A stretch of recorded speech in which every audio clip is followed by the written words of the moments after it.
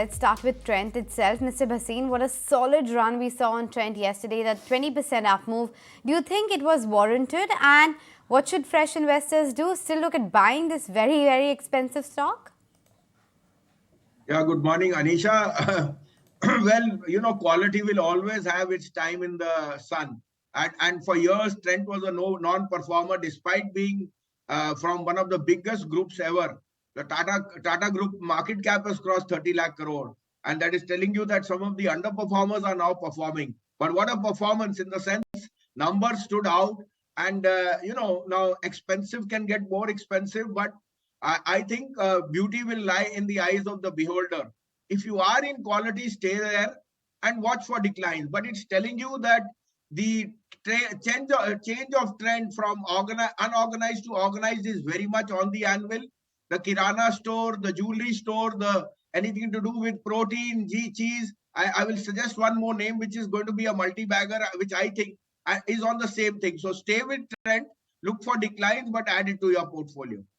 Okay, there you have it. That's on Trent. And then, Sanjeev, were you impressed by what Lupin delivered fifth consecutive quarter, that it has been a beat and pretty much on all parameters, it's been A-okay?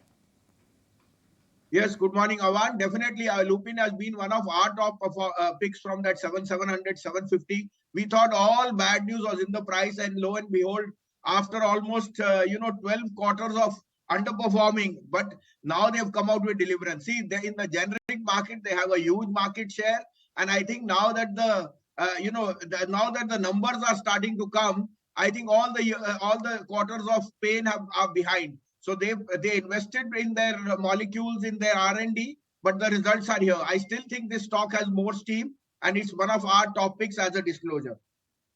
Okay, Lupin remains the top picks, but which are the other ideas that are coming up on the radar, Mr. Bhasin? Yeah, so Anisha, we talked of shift from unorganized to organized. Such a stock which we are recommending is Parag Milk. I did it previously around that 180, 190. Yesterday it was at 220.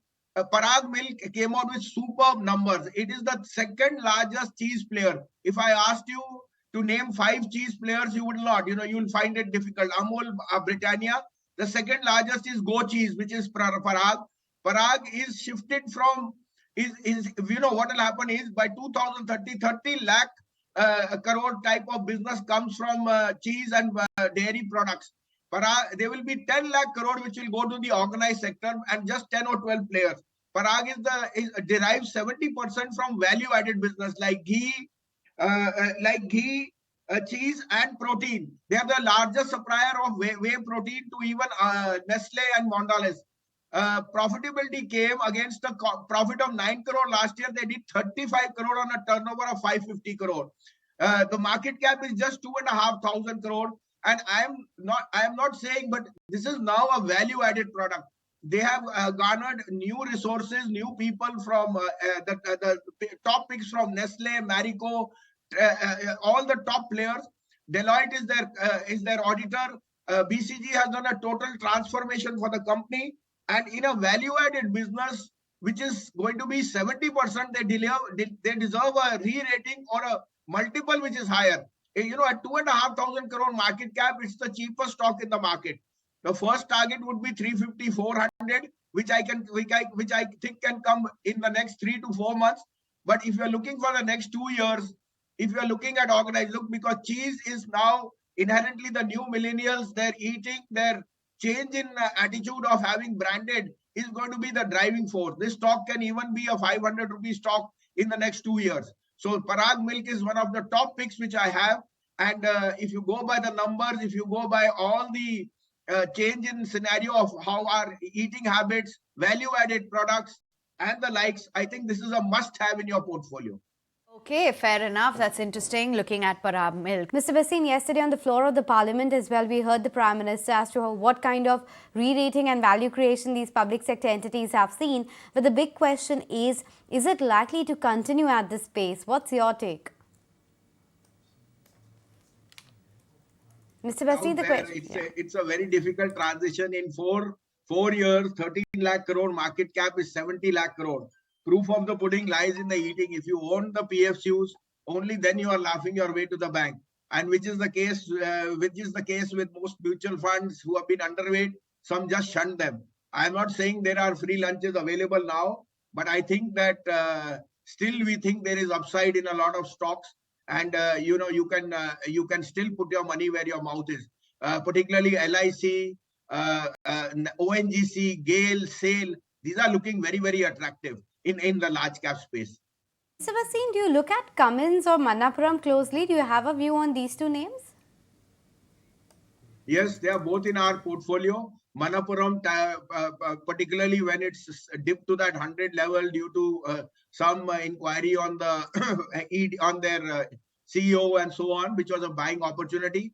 Look, Anisha, with the spurt in gold prices, the value of the product for lending has become even more secure. And these people make, the Manappuram and Muthoot make 2% flat. Now, the bargain was at that 100 rupees when you got the market cap, at a very, very optimal level. The stock has more than doubled from there, but it remains one of our best picks. As you are aware, wedding season, the collateral of wealth effect, all that add up. Plus, they've diversified their portfolio away from gold, and they're going into NBFC-like type lending. On Cummins, it's a no-brainer in the sense that when in 35 years have I see L&T, Cummins, Siemens, ABB all rise in tandem.